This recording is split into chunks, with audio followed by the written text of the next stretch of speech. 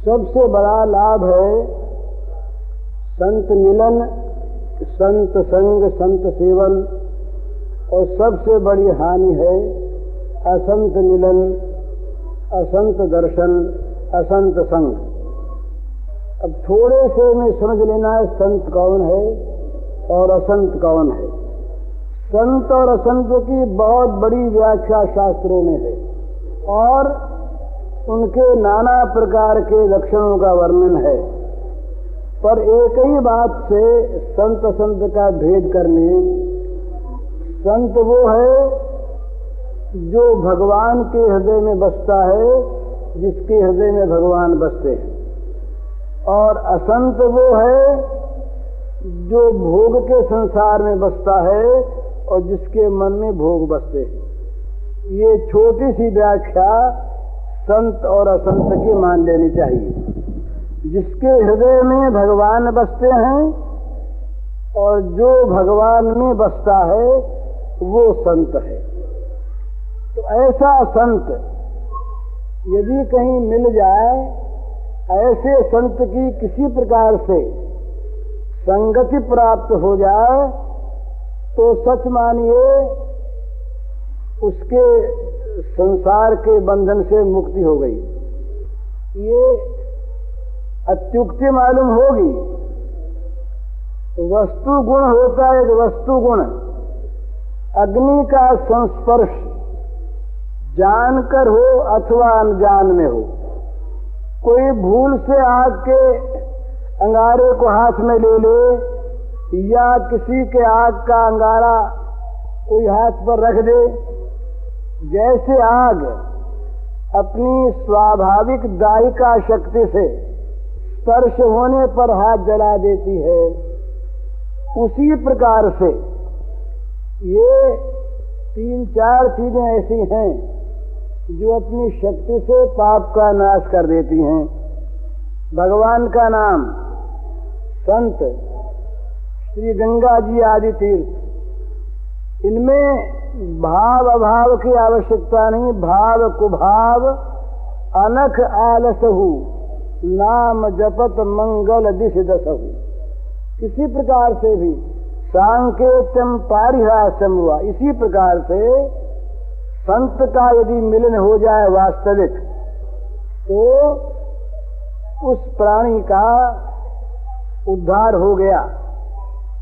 अब भाई हम तो ऐसा देखते हैं कि संत का मिलन भी हो गया और हमारा उद्धार हुआ भी नहीं, तो उसमें जरा समझने की बात थोड़ी सी है। ठीक ठीक स्पर्श प्राप्त नहीं हुआ। लोहा और चुंबक ये पारस मिले नहीं, अथवा यूं कहना चाहिए कि लाभ तो हो चुका है। यदि संत मिले हैं तो लाभ हो गया, वो लाभ अब तक सामने नहीं आया। जैसे किसी दरिद्र के नाम पर कोई बहुत धनी आदमी अपनी संपत्ति का ट्रांसफर कर दे विल के द्वारा, वसीयतनामे के द्वारा, उसे बताए नहीं, तो वो धनी तो हो गया, कागजों में आ गया, पर उसको जब तक पता नहीं लगता तब तक वो समझता नहीं कि मैं धनी हो गया। और ये ठीक ही बात है। इसी प्रकार यदि वास्तविक संत मिलन है तो उससे मिलने वाले का काम हो चुका। यहां तक कहते हैं महाराज, पद्म पुराण में आया है कि किसी प्राणी का मरे हुए का मुर्दा जल रहा हो, संत वो शव जल रहा हो, और जलते हुए संत उस शव को कोई संत देख ले, ये महिमा बताई है, तो वो जिसका शव है उसका उद्धार हो जाएगा। जैसे ऐसा माना है ना कि किसी मरे हुए आदमी की जली हुई हड्डियों का कोई चूरा या कुछ कण यदि गंगा में प्रवाहित कर दिए जाएं तो गंगा के स्पर्श से उनका उद्धार हो जाएगा, उसका उद्धार हो जाएगा।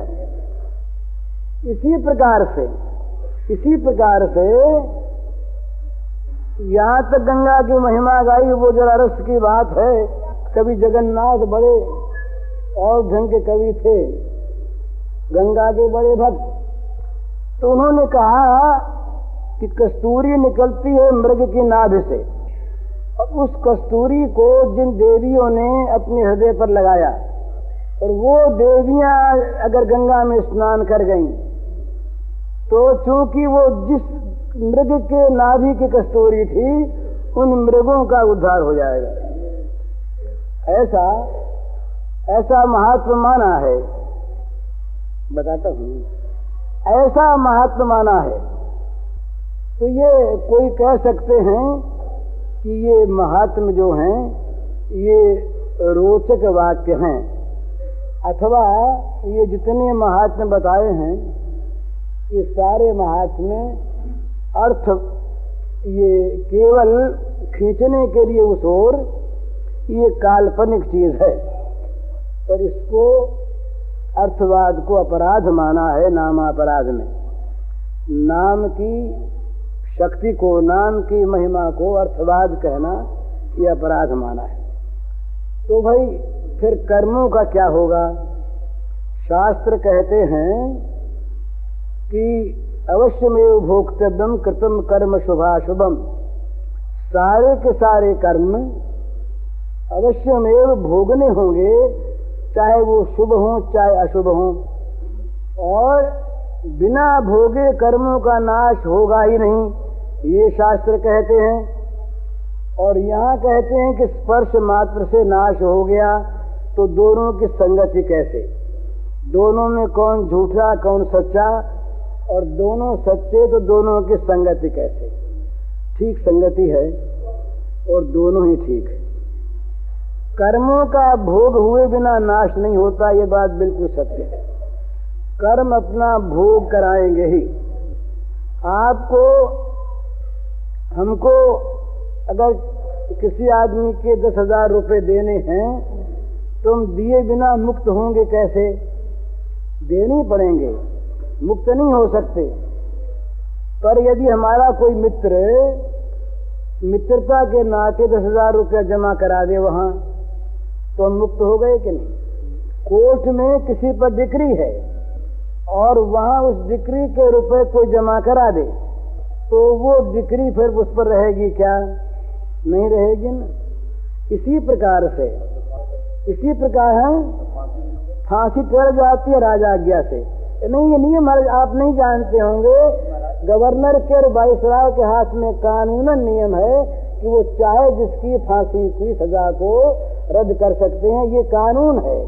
फांसी से मुक्त कर देंगे वो फांसी देने वाले, वो हाँ। तो यही तो गंगा में उन्हीं का तेज है, राम नाम में उन्हीं का प्रभाव है। गंगा और क्या वस्तु है? ये भगवान की चरण धोवन है। राम नाम भगवान का नाम है, तो नाम में जो शक्ति है, गंगा में जो ताकत है, ये उन्हीं की ताकत है। वो चाहें तो क्या नहीं कर सकते, इसलिए इसका समाधान है। और फिर शास्त्रीय समाधान लीजिए, ज्ञानाग्नि सर्व कर्माणि सुखात् कुरुते तथा। ऐसा कहा है श्रीमद् भगवद गीता में भगवान ने कि अगर ज्ञान की आग जल जाए तो वह आग सारे कर्मों को भस्म कर देगी। अगर भगवान के प्रति कर्म अर्पित कर दिए जाए तो भगवान कहते हैं शुभाशुभ फल ही रहे, मोक्ष से कर्म बंधन नहीं, शुभाशुभ सारे कर्मों के बंधन से मुक्त मैं कर दूंगा। फिर भक्ति में भगवान कहते हैं अहम त्वा सर्व पापेभ्यो मोक्षयिष्यामि मा शुचः, तुम्हें सारे पापों से मुक्त मैं कर दूंगा, भोगना नहीं पड़ेगा। तो चाहे भोग हो जाए, चाहे माफी हो जाए, और चाहे प्रायश्चित हो जाए, तीन प्रकार से कर्म का, जहाँ कर्म का भोग माना है वहाँ भोग के तीन प्रकार माने हैं। प्रायश्चित के द्वारा कर्म का नाश, भोग के द्वारा कर्म का नाश, और भगवत कृपा जनित ज्ञान या भक्ति के द्वारा भोग का कर्म का नाश। तो तीन प्रकार से कर्म का नाश होता है। जिस शास्त्र में कर्म को अवश्य भोक्तव्य माना है, उसी शास्त्र में कर्म का इस प्रकार छुटकारा भी माना है, इसलिए कोई इसमें आपत्ति की बात नहीं। तो इस प्रकार से संत मिलन का भी, ये जिनको विश्वास है उनका छुटकारा नहीं होगा, ये ठीक बात है। सच्चा होगा, इतना सच्चा होगा कहीं है ही नहीं। तो आप न माने, आपका नहीं होगा, आप हमको वोट पे चले जाइए, आपका नहीं होगा, हमारा तो हो गया।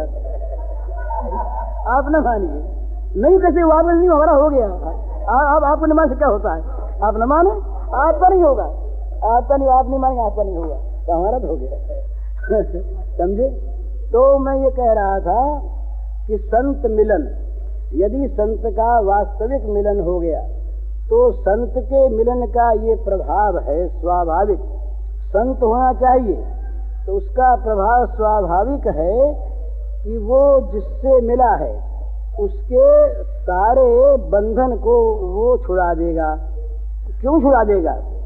उसके अपने अंदर इस प्रकार की एक शक्ति है जो बंधन का नाश करती है, और संत की बंधन शक्ति के नाश करने वाली शक्ति का प्रयोग होता है दूसरों के लिए। ये संत का स्वभाव। गीता में भगवान कहते हैं अद्वेष्टा सर्वभूतानां मैत्र करुण एवच निर्ममो निरहंकार सम दुख सुख क्षमी। जो भगवान के भक्त संत होते हैं वो किसी प्राणी से द्वेष नहीं करते, मित्र होते हैं। जहाँ दुख होता है वहाँ वो दया करते हैं, पिघल जाते हैं, ममता अहंकार नहीं करते, अपने सुख दुख में समान रहते हैं और क्षमावान होते हैं। तो दूसरे के दुख को वो देख नहीं सकते। जहाँ देख नहीं सकते वहाँ क्या होता है, वो उनका जो दुख नाश करने की शक्ति है उसका प्रयोग होता है। ये संत की ही महिमा है। तुलसीदास महाराज ने बड़े सुंदर शब्दों में संत के हृदय की व्याख्या की, तो कहने लगे कि संत हृदय नवनीत समाना कहा कबिन कही न जाना। संत हृदय नवनीत समाना कहा कबिन कही न जाना। निज परिताप द्रवई नवनीता पर दुख द्रवई संत सुपुनीता। ये महिमा वो कहते हैं कि कवियों ने संत के हृदय को बताया है नवनीत के समान, मक्खन के समान कोमल। बड़ी बढ़िया उपमा दी, मक्खन के जैसा कोमल कौन होता है? तो संत का हृदय गोया मक्खन, मक्खन के समान कोमल है। तुलसीदास जी कहते हैं कि कवियों ने कविता तो दी पर ये संत के हृदय के लिए ठीक बैठी नहीं। भाई क्यों नहीं बैठी? मक्खन से कोमल को और कौन होगा? बोले कोमल तो नहीं, पर स्वयं मक्खने में दोष है। क्या दोष है? तो कहते हैं कि निज परिताप द्रवई नवनीता। मक्खन कब पिघलता है? जब खुद संताप पाता है। मक्खन को जब आंच लगती है तब कड़ा मक्खन पिघलता है अपने आंच पाकर, पर संत अपने आंच पाकर नहीं पिघलते। उन पर कितनी दुख आ जाए वो नहीं पिघलते। पर दुख द्रवई संत सुपुनीता। दूसरे के दुख को देखकर संत पिघल जाते हैं। ये संत हृदय का और मक्खन का ये भेद है। तो दूसरे के दुख को देखकर पिघल जाना और उसकी सहायता न करना और उस दुख का नाश करने की हमारे में जो ताकत है उसका प्रयोग न करें, तो वो आंसू बहाना दिखावा मात्र होता है। किसी को हम दुख में देखें और दुख में देख करके हमारे आंखों में आंसू आ जाएं, बड़ा अच्छा है, पर उसके दुख को नाश करने की हमारे में ताकत भी है। ताकत न हो तो आंसू पर्याप्त है, ताकत भी है, और हम केवल आंसू बहा करके हट जाएं और उसके दुखों का नाश करने के लिए अपनी ताकत का प्रयोग न करें, तो हम दयालु हृदय नहीं।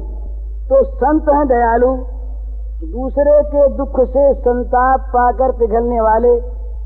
तो उनके अंदर जो ताकत है वो ताकत क्या है? संत में संसार के बंधन को नाश करने की उनमें शक्ति है। युक्त संगत बात है। संत के मिलने से क्यों किसी का उद्धार होता है? इसलिए होता है कि संत की स्वाभाविक जो बंधन नाशनी शक्ति है, जो पाप प्रनाशनी शक्ति है, उस शक्ति का प्रयोग संत के द्वारा स्वाभाविक उस जीव पर हो जाता है जो जीव संतप्त है, दुखी है। तो इसलिए संत का मिलन स्वाभाविक मुक्तिदाता होता है। ये एक युक्त संगत बात है। और शास्त्र के प्रमाण तो हैं ही। नारद जी महाराज कहते हैं कि महत का संग है वो दुर्लभो गम्यो मोघश्च, नारद जी का सूत्र है। संत का मिलना बड़ा कठिन, सहज में नहीं मिलते। संत के नाम पर हम जैसे लोग भले ही मिल जाएं, ठगने वाले, असली संतों का दुर्लभ संत का मिलन। और अगम्य यदि मिल जाए तो पहचानना बड़ा मुश्किल। वो अपना विज्ञापन लगाए तो घूमते नहीं, लिखे हुए कि हम संत हैं, और लिखे हुए होते वो संत प्राय होते नहीं। तो संत का पता कैसे लगे? अपने पास संत को तोलने वाला कांटा है नहीं। कोई आदमी अगर बहुत हजारों मन लकड़ियों और पत्थरों के तोलने वाले कांटे से हीरा तोला चाहे, और लाख रुपए का हीरा उस पत्थर तोलने वाले कांटे के किसी छेदी में आ जाए, और वो अगर तोलने वाला कहे कि ये क्या जरा सा ही कांटा जो है हमारा, ये झुका नहीं, तो ये लाख रुपए का हीरा कहाँ से आएगा? तो उससे यही कहना चाहिए कि भाई तुम्हारा कांटा हीरा तोलने का नहीं है, ये पत्थर तोलने का। इसे पत्थर तोलते चले जाओ, हीरा तुलेगा नहीं। तो सांसारिक आदमियों की बुद्धि संत को तौल नहीं सकती।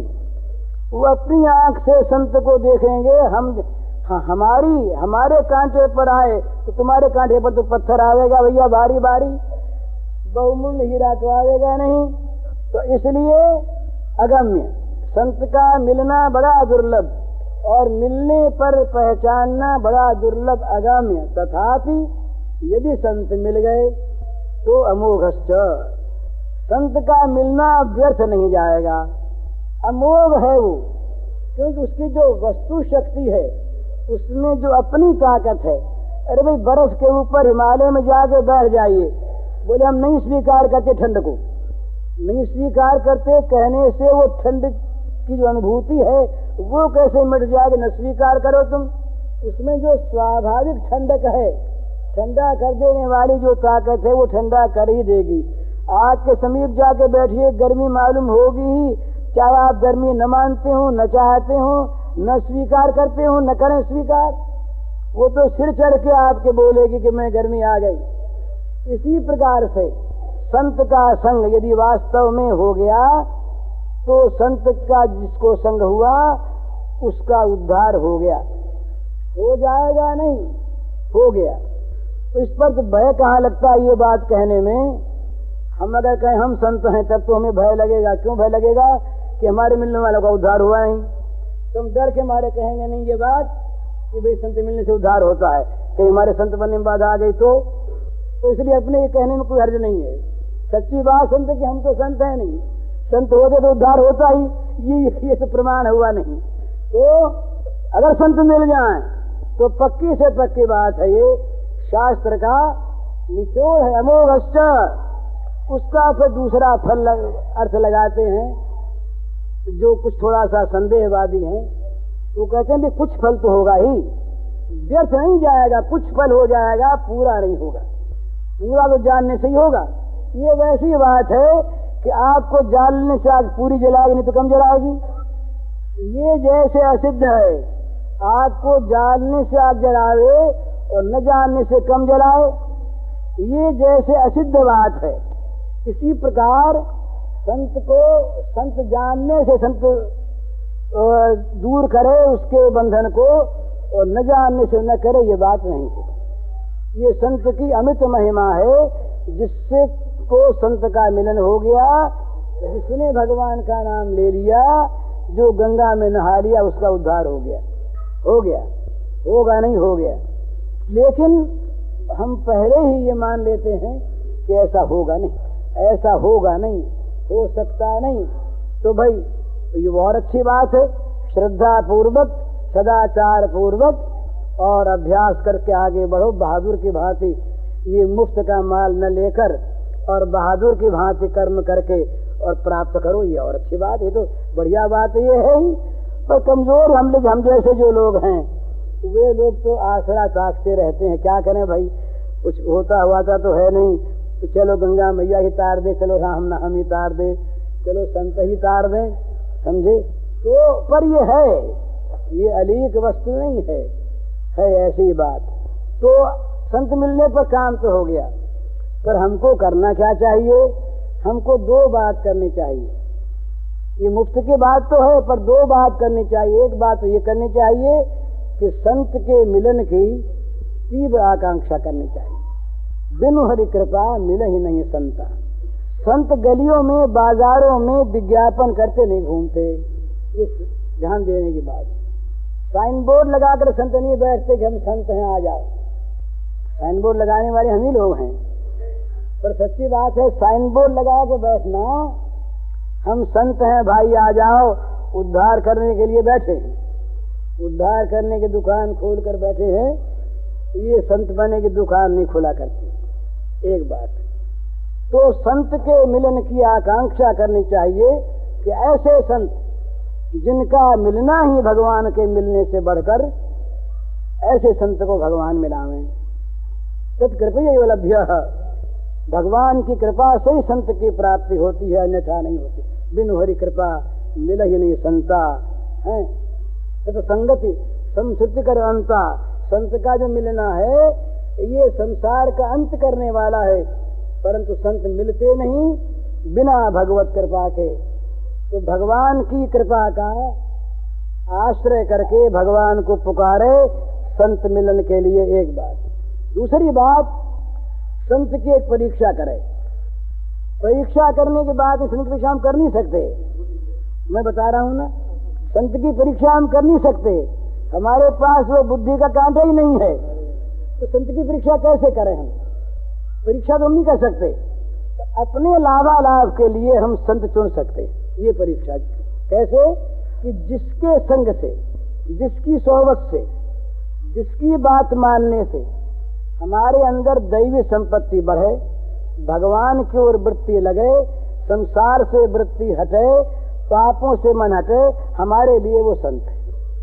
और जिसके संग से हमारा मन भगवान से हटकर भोगों में लगे, हमारे मन में पाप वासना उठे, हमारा मन भगवान से हटे, हमारा मन विषयों की ओर दौड़ने लगे, तो समझना चाहिए कि हमारे लिए भाई ये चाहे संत होंगे, हमारे लाभ की वस्तु नहीं।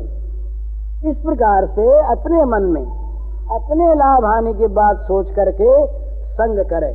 संग करे, संग करने का अर्थ साथ रहना नहीं है, संग करने का वास्तविक अर्थ है सेवन करना, उसके उपदेशों का अपने जीवन में उतारना।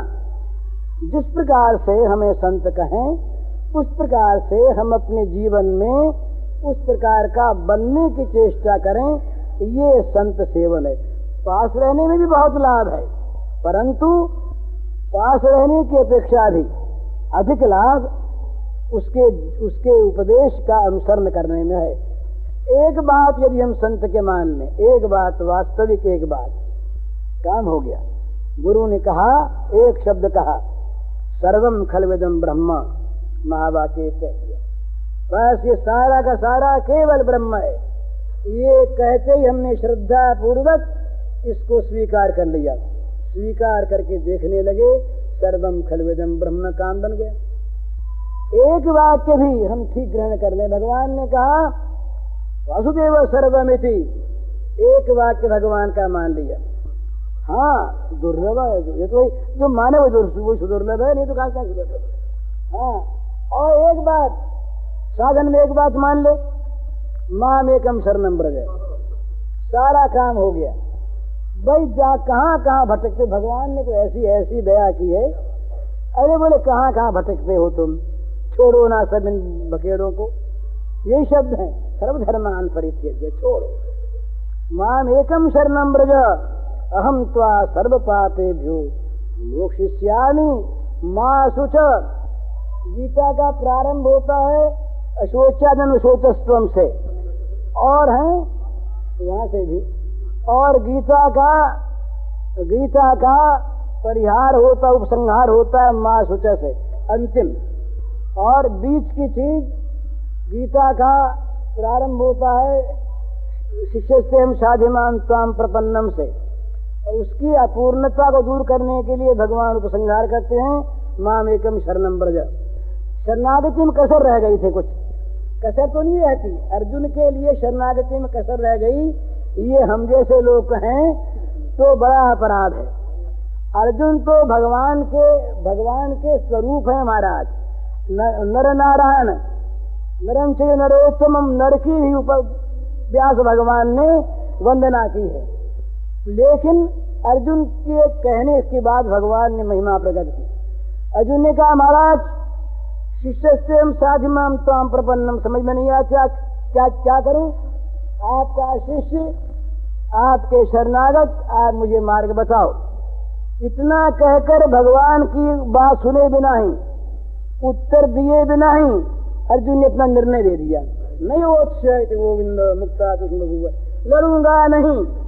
तो भगवान हंसे, अरे तुम पूछ रहे थे हमसे बताओ क्या करें, और हमारा उत्तर मिले बिना ही अपना निश्चय तो व्यक्त कर दिया, लड़ेंगे नहीं। हम कहते मत लड़ो तो नहीं लड़ते। अच्छा हुआ ये गीता का बीज, अगर अर्जुन यो नहीं कहते, वहीं कह देते अच्छी बात है, तो गीता चलती ही नहीं, फिर सारा खत्म हो जाता मामला वहीं पर। तो अर्जुन के ब्याज से हम लोगों पर कृपा करके भगवान ने अर्जुन के मुंह से ये कहलवाया, अर्जुन तुम कह दो। तो शरणागति में पूर्णता कब होती है? जब सारे बखेड़ों पर से चित्त हट जाता, ये भी करो वो भी करो, अरे सब करो, पर ये अलग अलग सब करो तो बड़ी झंझट है। और सबको करो एक ही के लिए, या एक ही में सब करो, या एक ही को सब कुछ मान कर करो, तब काम बन जाता। तो मान एकम शरणम व्रज, तो सारा जिम्मा भगवान ने अपनी